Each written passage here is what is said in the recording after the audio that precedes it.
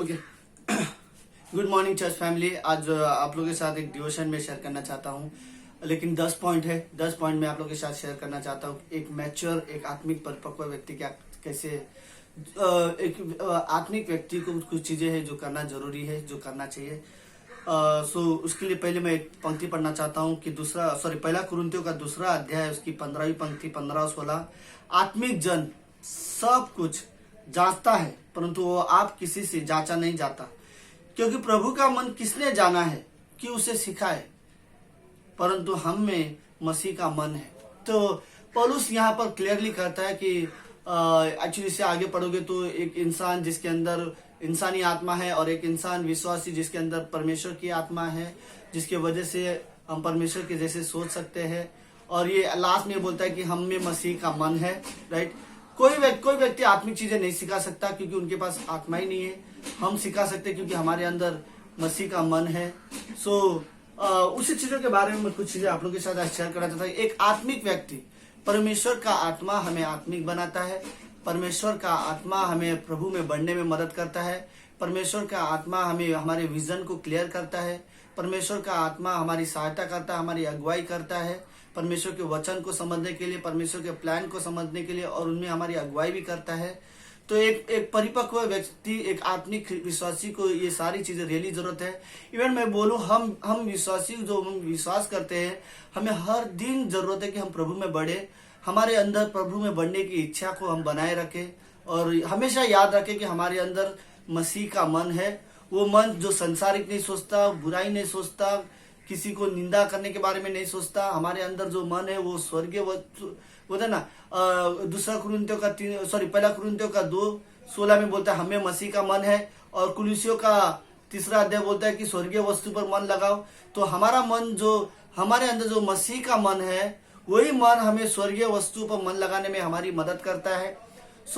But यही सारी चीजों में मैं और कुछ चीजें लिख रहा था कि एक आत्मिक परिपक्व व्यक्ति क्या करता है या कैसे अपने जीवन जीता है, कैसे पवित्र आत्मा उसकी सहायता करता है। कुछ चीजें हैं जो एक आत्मिक व्यक्ति को करना बहुत जरूरी है, राइट। सो लेट्स हम स्टार्ट करते हैं। नंबर 1, पहला एक आत्मिक व्यक्ति को जो करना जरूरी है, अगर हमें मसीह का मन है तो ये सारी चीजें हमारे लिए आसान है, बाय द वे।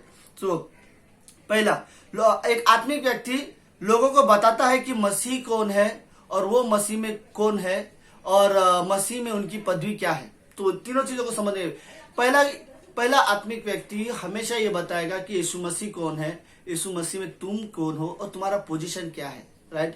तो हर एक विश्वासी जो आत्मिक है वो मदद करता है लोगों को जानने में कि मसीह कौन है और तुम मसीह में कौन हो और तुम्हारा पोजीशन क्या है। हम मसीह उद्धार करता है, हम मसीह में बच्चे हैं, मसीह के बच्चे हैं जिसने हम विश्वास करने वाले, हमने उद्धार पाया है यीशु मसीह की वजह से, और हमारा पोजीशन स्वर्गीय संतान है, हम स्वर्गीय अधिकारी है हमारा, कई सारी चीजें। और ये सारी चीजें एक आत्मिक व्यक्ति लोगों को जानने में मदद करता है। और इतना नहीं, दूसरी चीज, लोगों पर भरोसा रखता है। एक आत्मिक व्यक्ति लोगों को भरोसा रखता है, राइट।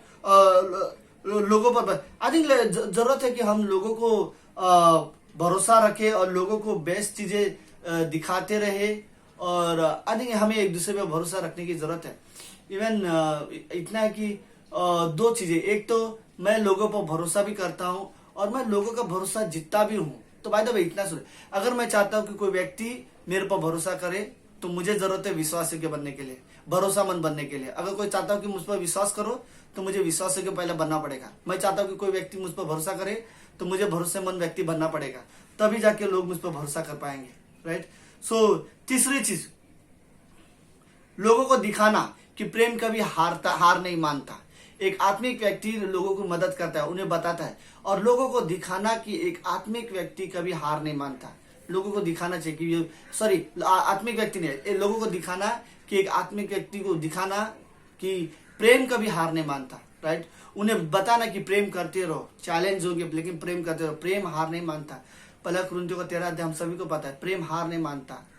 सब कुछ टल जाएंगे लेकिन एक लास्ट 8वीं पंक्ति में बोलते हैं लेकिन प्रेम कभी नहीं टलेगा।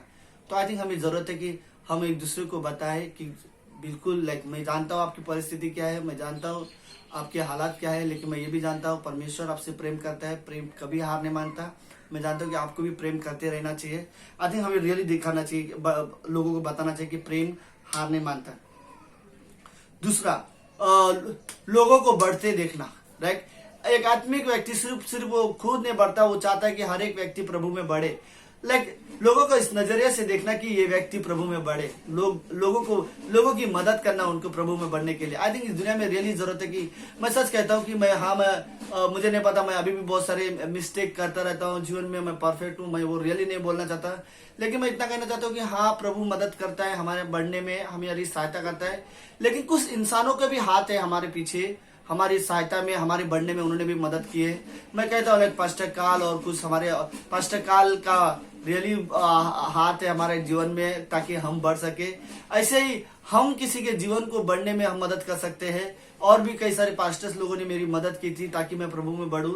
हम किसी की मदद कर सके, लोगों को प्रभु में बढ़ते हम भी देख सकते हैं। तो आज मुझे लगता है चौथा चीज कि हमारे अंदर भी ये इच्छा होती है कि हम चाहते हैं कि लोग बढ़े, लोगों को बढ़ते हुए देखना। चौथी चीज मुझे लगता है कि एक आत्मिक व्यक्ति हमेशा खुश होगा। आत्मिक व्यक्ति को कभी बुरा नहीं लगेगा कि कोई व्यक्ति प्रभु में नहीं बोलता ना, ज्यादा बढ़ रहा है और मैं कम, उससे वो तुलना नहीं करेगा, वो लोगों को बढ़ने में मदद करेगा। तो as a believer, as a आत्मिक विश्वासी, हमें लोगों को बढ़ने में मदद करनी चाहिए। पांचवी चीज, लोगों पर कभी दोष मत लगाना। कहने का मतलब ऐसा है कि कई सारे लोग आपके सामने ऐसे आएंगे जो मे भी शायद गलत होंगे, जिन्होंने कुछ मिस्टेक किया होगा, वो शायद गिरे होंगे, और उस समय में अगर आपके पास आए तो आप उन्हें न्यायाधीश की तरह उनके पास मत जाओ, दोस्त की तरह उनके पास जाओ।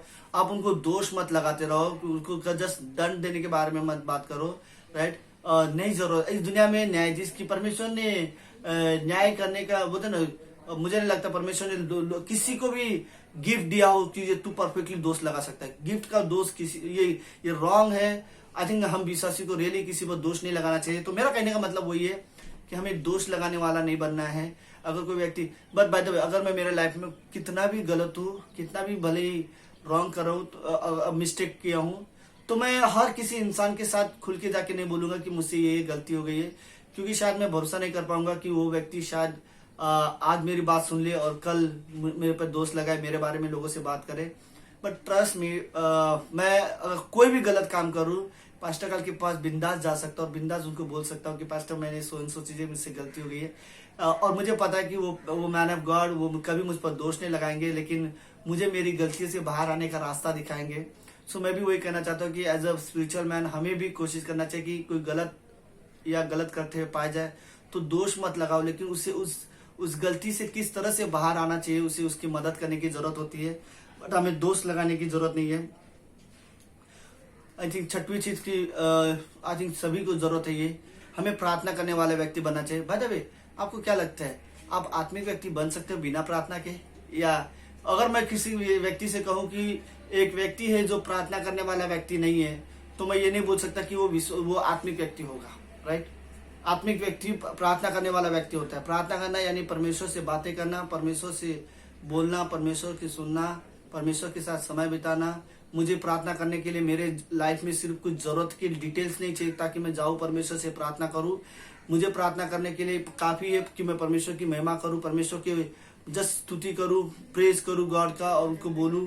उतने के लिए भी मैं प्रार्थना करने के लिए, प्रार्थना मेरे लिए एम्बुलेंस नहीं है जो सिर्फ जरूरत के समय में बाहर आए, इस्तेमाल हो। प्रेयर मेरे लिए प्रार्थना है जो हर वक्त हर समय इस्तेमाल होने वाली चीज है। और आई थिंक लोगों को जरूरी है कि वो प्रार्थना करने वाले व्यक्ति बने और वचन पढ़ने वाले व्यक्ति बने। ये दो चीज हमारी लाइफ में कभी बंद नहीं होनी चाहिए, प्रार्थना करना, वचन पढ़ना, राइट। क्योंकि प्रार्थना समय हम परमेश्वर से बात करते हैं, वचन के समय परमेश्वर हमसे बात करता है। सो ओके, सातवीं चीज, लोगों में इन्वेस्ट करने वाला बनना चाहिए। हमें लोगों में समय बिताने वाला व्यक्ति बनना चाहिए। कभी कभी जरूरत है कि मैं किसी इंसान के साथ अकेले में जाऊं और उस व्यक्ति से बात करूं, किसी इंसान से। आई थिंक चर्च का पास्टर्स की जिम्मेदारी नहीं है कि वो सारे लोगों के पास जाए, मिले, उनसे बात करे।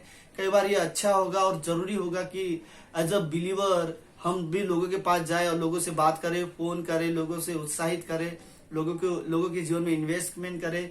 इवन कई बार एक व्यक्ति जो होता है, नया विश्वासी होता है, तो पास्टर से बात करने के लिए इतना कंफर्टेबल नहीं होता कि उसे खुल के बात कर सके। लेकिन संडे चर्च में 1 महीने से आ रहा हो, लेकिन उसका बाजू वाला जो व्यक्ति है उसके साथ उसकी अच्छी दोस्ती हो गई हो, तो शायद उसके साथ कंफर्टेबल होता हो, और फिर 5वां संडे जब वापस आए तो वो अपने उसी दोस्त को ढूंढे, उसके साथ बैठे और उसके साथ वर्शिप करे, उसके साथ फेलोशिप करे, क्योंकि वो व्यक्ति उसके ऊपर इन्वेस्ट कर रहा हो। सो आज मुझे लगता है कि हमें एज अ आत्मिक बिलीवर, हमारे अंदर मसीह का मन है, वो हमें मदद करेगा कैसे लोगों को गाइड करना, या कैसे लोगों की मदद करना, या फिर कैसे लोगों को जीवन में इन्वेस्ट करना चाहिए। लेकिन हमें लोगों में इन्वेस्ट करने वाला व्यक्ति बनना चाहिए। हमें समय निकालना चाहिए कि हम किसी को फोन करें और जस्ट फोन में किसी के साथ 2 मिनट के लिए, 1 मिनट के लिए हम प्रार्थना करें, लेकिन हमें प्रार्थना करने वाले व्यक्ति बनना चाहिए। ओके, 8वीं चीज मुझे लगता है कि हम सभी की जरूरत की चीजें है वो ये, हमें आत्मिक परख होनी चाहिए। आत्मिक चीजों की परख मतलब ना, आत्मिक परख मतलब मुझे डिसेंटमेंट होना चाहिए कि कौन सी चीजें गॉडली है, कौन सी चीजें गॉडली नहीं है। मैं हर सफल, किसी प्रीचर ने बोला था, ग्रेटर गेस्ट की प्रीचर ने बोला था, हर सफलता परमेश्वर की ओर से नहीं होता और हर सत्ताव शैतान की ओर से नहीं होता। तो हमें से कई बार समझना चाहिए कि कुछ सफलताएं भी शैतान की ओर से आती है, लेकिन मुझे आत्मिक डिसेंटमेंट बोलते हैं, मुझे स्पिरिचुअल डिसेंटमेंट, आत्मिक परख होनी चाहिए कि कौन सी चीजें हैं जो गॉड की ओर से है और कौन सी चीजें हैं जो गॉड की ओर से नहीं है। उन चीजों का मुझे रियली परख होना चाहिए और उनके अनुसार ही मुझे अपना जीवन जीना चाहिए। आई थिंक इन दिनों में याद रखना चाहिए कि हमारे अंदर मसीह का मन है, वो मन मेरी मदद करेगा, वो विचार मेरी मदद करेगा कौन सी चीजें हैं जो गॉड की ओर से है, कौन सी चीजें जो गॉड की ओर से नहीं है। बाय द वे, पवित्र आत्मा गॉड की ओर से आया हुआ है, पवित्र आत्मा गॉड के जैसा ही सोचता है, तो गॉड के थॉट्स जो है आत्मिक है नहीं है, वो पवित्र आत्मा इजीली हमें बता सकता है, वो हमें सिग्नल दे सकता है कौन सी चीजें हैं जो गॉड की ओर से है, कौन सी चीजें जो गॉड की ओर से नहीं है। राइट, मैं ये जस्ट बिलीव करता हूँ पवित्र आत्मा हमारे लाइफ का एक रेफरी की तरह है। जस्ट उदाहरण के लिए मानो लाइक रेफरी अगर कोई फॉल खेलता है, गलत खेलता है, तो रेफरी सीटी मारता है करके, राइट, नहीं ये गलत है, सही तरह से थ्रो करो, सही तरह से किक करो, सही तरह से खेलो, राइट, सही तरह से डिसीजन हो, सारी चीजें जिस तरह से बताता है। पवित्र आत्मा हमारे उसी तरह से रेफरी की तरह हमारी मदद करता है। बोलते 1 मिनट, आज तू प्रेयर नहीं कर रहा है, आज तू बाइबल नहीं पढ़ रहा, 1 मिनट, तू बिना विश्वास के जा रहा है, 1 मिनट तू ओवर कॉन्फिडेंट हो रहा है, तू खुद पे डिपेंड हो रहा है, तुझे प्रभु पे डिपेंड होना चाहिए। फुर करके सीटी बल के बोला, राइट, लाइक वापस आओ थोड़ा सा प्रभु में, राइट, अपने आप को प्रभु के अधीन करो, तुम परमेश्वर से बाहर जीवन जी रहो। वो वापस लाइक एक्चुअली कहने का मतलब वो हमें याद दिलाने का काम करता है, हमारी सहायता करता है। ओके लेट्स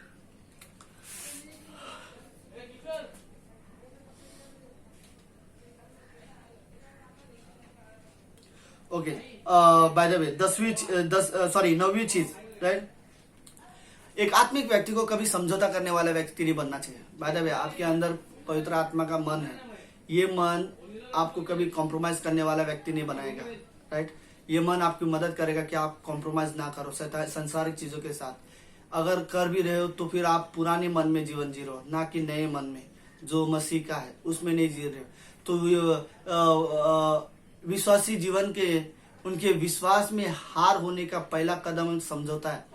तो हमें रियली समझ लेना चाहिए कि समझौता हमेशा अच्छा लगता है सुनने में, कॉम्प्रोमाइज, लेकिन एक्चुअली ये पाप का एक पहला कदम है जिससे पाप शुरुआत होती है, और वो भी समझौता भी पाप का कारण बन सकता है। सो हमें रियली सावधान रहना चाहिए कि एज अ बिलीवर हम समझौता करने वाले व्यक्ति ना बने। और लास्ट में बोलते ना, हमारे प्रिंसिपल स्ट्रांग होने चाहिए, लेकिन हमारे आंखों में प्रेम होना चाहिए। राइट, हमारे प्रिंसिपल स्ट्रांग होना चाहिए। अगर कोई व्यक्ति गलत कर रहा हो, मुझे दिखाई दे रहा हो कि वो रॉन्ग करने जा रहा है या गलत कर रहा है, तो मैं उसे स्ट्रांगली बोल सकूँ, I think as a believer ये सही नहीं है, एज अ बिलीवर ये बिल्कुल गलत है, हमें ऐसा नहीं करना चाहिए। बट हमारे प्रिंसिपल जो है वो स्ट्रांग होना चाहिए, बट हमारे आंखों में प्रेम होना चाहिए, हम प्रेम से बोलना चाहिए। उसको दिखाई देना चाहिए कि ये व्यक्ति जो बोल रहा है ये जस्ट कैजुअली नहीं बोल रहा है, ये प्रेम करता है मुझसे, ये मुझे पसंद कर रहा है, इसलिए वो ये मुझे बोल रहा है। तो आपके प्रिंसिपल स्ट्रांग हो, गॉडली हो, स्पिरिचुअल हो, आपके आंखों में प्रेम हो। राइट, आप कोई किसी को परमेश्वर की आपको सही चीजें बताने जा रहे हो, आप स्ट्रांगली बोलते हो। आई थिंक पौलुस बोलता है मैं तुम्हारे पास कैसे आऊं, छड़ी से आओ या प्रेम से आओ। राइट, लेकिन हर बार जहां जरूरत है वहां पौलुस छड़ी से जाता था, लेकिन उसकी आंखों में प्रेम रहता था। लोग परमेश्वर का प्रेम एक दूसरे उसकी आंखों में देख सकते थे, हमारे आंखों में लोग प्रेम देख सके। राइट, लोग जान सके कि मैं तुझे स्ट्रांग बोल रहा हूँ इस समय में जो है वो गलत है, लेकिन सच्चाई ये है कि मैं फिर भी तुझसे प्रेम करता हूँ। राइट, आई थिंक हमारे कन्विक्शन इस तरह के होने चाहिए। तो बाय द वे, हमेशा हम विश्वासी को याद रखना चाहिए हमारे अंदर मसीह का मन है, हम मसीह की तरह सोच सकते हैं, मसीह के विचारों को मायने रखते, हमारे लिए मसीह के मन, मसीह के विचार, सोच विचार मायने रखते हैं। हम उसी की सोच विचार में जीना चाहते हैं। आई थिंक वही सोच, मसीह की सोच हमें प्रोटेक्शन देगी बुराई से, सांसारिक चीजों से। तो हर विश्वासी को हमेशा याद होना चाहिए, आपको एज अ बिलीवर हमें इसी बात पे खुश हो जाना चाहिए, हमें इंकरेज होना चाहिए कि मेरे अंदर प्रभु का मन है, मैं परमेश्वर की तरह सोच सकता हूँ, या फिर नहीं सोच पा रहा तो मैं प्रैक्टिस करूंगा, मैं सीखूंगा कैसे मसीह के साथ सोचूं, क्योंकि मेरे अंदर मसीह का मन है, पवित्र आत्मा मेरे अंदर है, वो मेरी अगुवाई करता है और वो मेरी जरूरत है, और मैं उसकी आवाज सुनना सीखना चाहता हूँ, मैं उसकी आवाज को समझना चाहता हूँ, क्योंकि मसीह का मन हम सभी के अंदर है, और वही मन हमें आत्मिक बनाती है, वही मन हमें इन 10 पॉइंट में चलने में हमारी मदद कर सकता है। यीशु मसीह के नाम से आमेन।